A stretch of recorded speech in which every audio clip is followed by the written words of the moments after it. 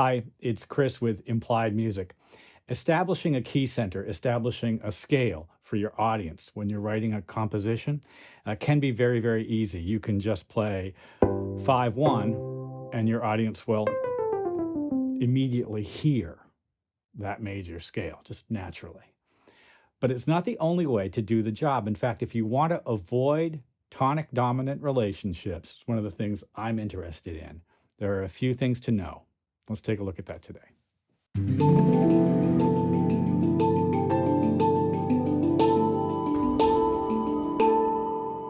I was thinking about David Byrne's song, Talking Heads song, Naive Melody. This Must Be the Place. You guys probably know it. Listen, watch this. So here's the bass line. More or less this. And then on the top, Tina does this.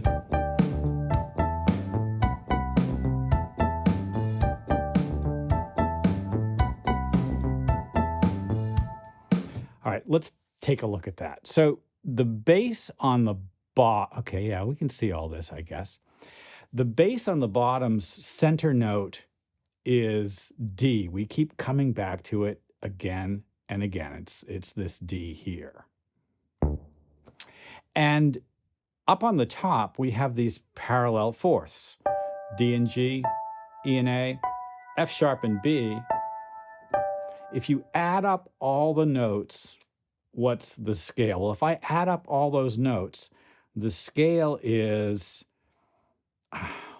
G major, but the D bass creates this sense that we're in a mode of G, we're in D mixolydian. It's the fifth mode of the major scale.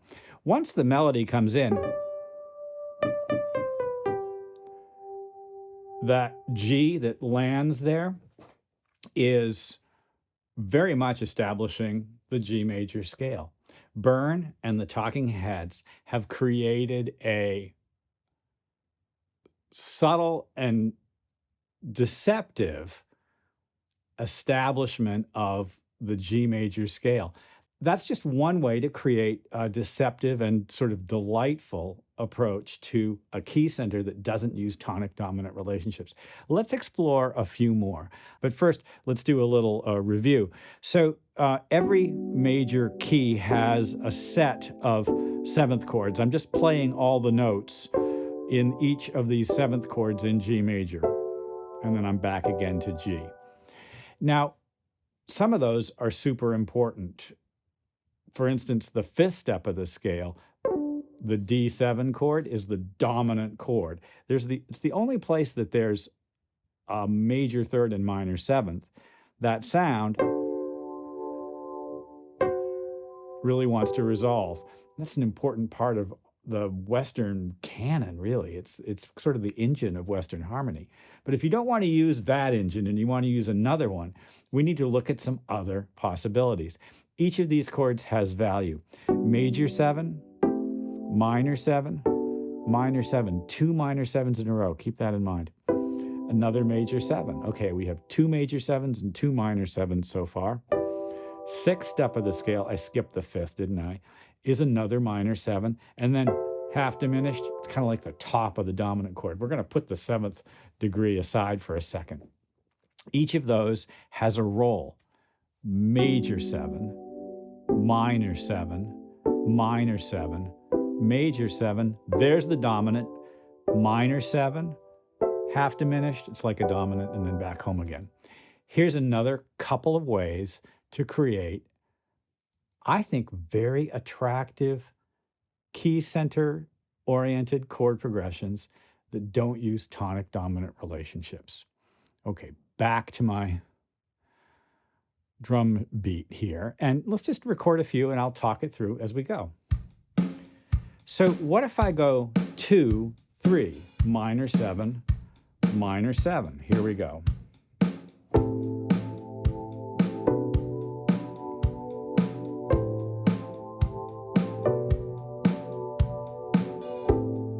It's a pretty cool sound. You can hear I'm inverting the chords. This is basically the way the chord progression for Moondance works, isn't it?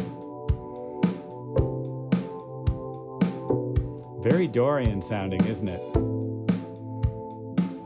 In fact, that's the trick. And if I go to G,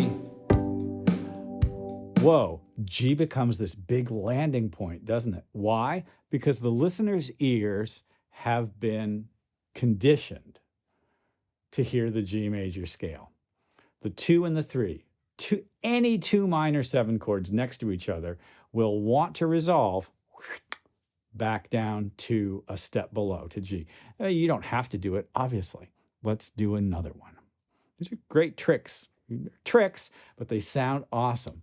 So we already looked at 2 and 3 together. What if we look at 3 and 4 together? There's only really one place in the major scale where that happens, minor 7, major 7. It's from the 3rd to the 4th step. What's that going to be like? Well, let's try it and see. Here we go.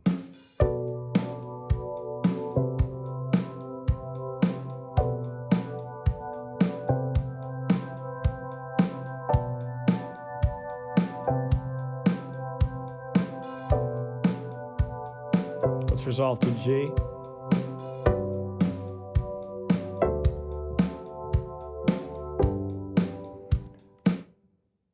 Three, 4, it's soft. Tonic dominant relationships are hard. They're hard cadences. Some people call them authentic, but I prefer to think of them as kind of blunt. There are a bunch of soft chord progressions which establish key, but which don't rely on that rigidity, I guess I would just call it. Now, this suggests a bunch of things to me. There's something about the way the minor 7 chords work together that is soft and kind of compelling. And so I was playing around with strings of minor 7 chords. Strings of minor 7 chords just sound gorgeous. They really do. Here we go. A minor 7, B minor 7, C minor 7. Wow, that's fun. Does that sound familiar to you at all? If you're from the 70s, you'll like it. C minor 7, D minor 7, all minor 7 chords, another minor 7 chord, E minor 7 chord. Wow, so much fun. F sharp major 7 chord, why not, right? D minor 7 chord. Sure. G minor 7 chord, C minor 7 chord, B flat minor 7 chord, A flat minor 7 chord, F sharp, no, the F minor 7 chord. Oh my God, it's floaty and it sounds a little bit like that sort of disco soul world of the 70s. Well, there are a number of bands using those tricks right now. If I dropped 1 or 2 dominant chords in there, we'd be able to land in almost any key we want. The truth is, it's a rule. Any minor 7 chord may go to any other minor 7 chord.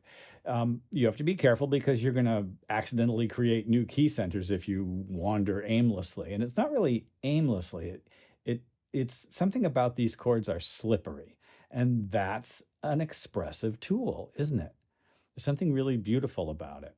Well, lots of great ways to voice minor 7 chords. Just stacks of thirds is not the only way to do it. Fourths sound great, but that's probably something for another lesson. Well, I hope this has been useful. Listen closely to Naive Melody from Talking Heads. What a great tune that is. And maybe learn that bass line and fiddle around with it a little bit. Super interesting study. Meanwhile, like and subscribe.